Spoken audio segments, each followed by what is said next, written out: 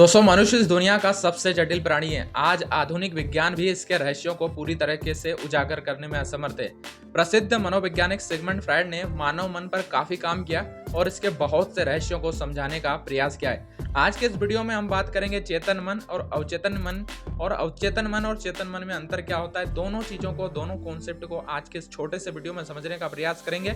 यदि चैनल पर पहली बार आए हैं तो चैनल को सब्सक्राइब करके घंटी को ऑन जरूर कर लीजिएगा ताकि हर वीडियो सबसे पहले आपको प्राप्त हो। तो चलिए शुरू करते हैं। सबसे पहले हम बात करेंगे चेतन और अवचेतन मन में अंतर क्या है। मनुष्य के मन के मुख्य रूप से दो भाग होते हैं, पहला चेतन मन और दूसरा अवचेतन मन। इसे व्यक्त मन तथा अव्यक्त मन भी कहा जाता है। यह चेतन मन का सिद्धांत सबसे अधिक सिगमंड फ्रायड द्वारा ही प्रसिद्ध किया गया है। मनुष्य का चेतन मन केवल 10% ही होता है। इसी के द्वारा हम सोचते हैं, समझते हैं, बोलते हैं और अपना जीवन जीते हैं, जिनके बारे में हमें पता भी होता है।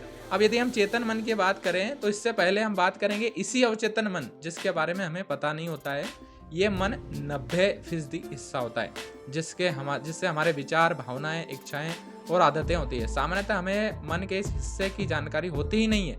उदाहरण के लिए, जिस उदाहरण का उपयोग चेतन मन यानी कॉन्शियस माइंड के कॉन्सेप्ट को समझने के लिए सबसे ज्यादा किया जाता है, वो है समुद्र में तैरते हुआ बर्फ की शिला।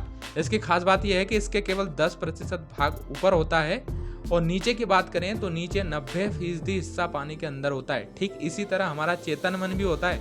हमारा चेतन मन सवाल खड़े करता है, तर्क करता है और सोच समझकर निर्णय करता है। अब यदि अवचेतन मन की बात करें तो इसके लिए भी एक उदाहरण है। एक उदाहरण द्वारा इसकी कार्यप्रणाली को समझाने का प्रयास किया गया है। किसी भी अभ्यास में जब हम पारंगत हो जाते हैं तब हमारा मन उसे आदत के रूप में ले लेता है। जैसे हम बाइक चलाना सीख जाते हैं तो ब्रेक, क्लच और एक्सीलेटर पर हमारे हाथ अपने आप ही वहां पर चले जाते हैं। यह सब अवचेतन मन के कारण ही होता है।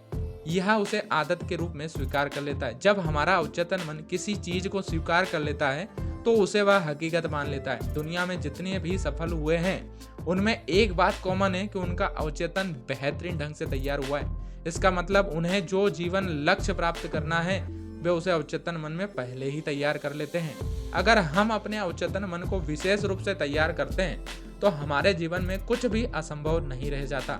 कुछ प्रक्रियाओं द्वारा हम इसे अपने मुताबिक तैयार कर सकते हैं। अवचेतन मन के उदाहरण हैं। अवचेतन मन के कॉन्सेप्ट को समझने के लिए भी हम सभी लोग समुद्र पर तैरती बर्फ की शिला उदाहरण का यूज करते हैं। जिस प्रकार चेतन मन सवाल खड़े करता है, तंग करता है, उसमें सोच समझ करने का निर्णय लेता है, ठीक ऐसा ही अवचेतन मन के साथ है।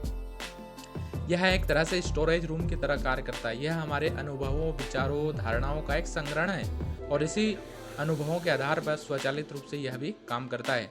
अब अवचेतन मन को हिंदी में क्या कहते हैं इसको लास्ट में समझेंगे। अवचेतन मन का हिंदी में अर्थ होता है स्वप्न। अचेतन मन को हम स्वप्न इसलिए कहते हैं क्योंकि अवचेतन मन का काम सिर्फ और सिर्फ हमें सपने दिखाना होता है। अर्थात जो कोई भी सपने देखते हैं वह और चेतन मन होता है। अवचेतन मन को सरल भाषा में आभासी प्रतिबिंब बनाने का कहा जा सकता है। आज के इस वीडियो में हमने बात किया चेतन मन, अवचेतन मन और दोनों में अंतर और दोनों के एग्जाम्पल। अगले वीडियो में हम चेतना के अलग अलग प्रकारों के बारे में जानेंगे और अवचेतन मन को किस अवस्था में सपने देखें कि वो हमारे जीवन में फलीभूत हो जाएं, इसके बारे में विस्तार से बात करेंगे। आज के वीडियो में इतना ही। अगले वीडियो में फिर से मिलेंगे और याद रखिएगा, अभी तक आपने हमारे चैनल को सब्सक्राइब नहीं किया है तो चैनल को सब्सक्राइब कर लीजिएगा, क्योंकि प्रतिदिन अलग अलग टॉपिक पर हम आपके लिए वीडियो लेकर आते हैं। चैनल पर जाइए, 650 से ज्यादा वीडियो आपके लिए हमने रखे हैं। जाइए, ज्ञान के भंडार को हासिल करिए। मिलते हैं नेक्स्ट वीडियो में, तब तक के लिए bye, take care and see you soon. जय हिंद, जय भारत, बहुत बहुत धन्यवाद।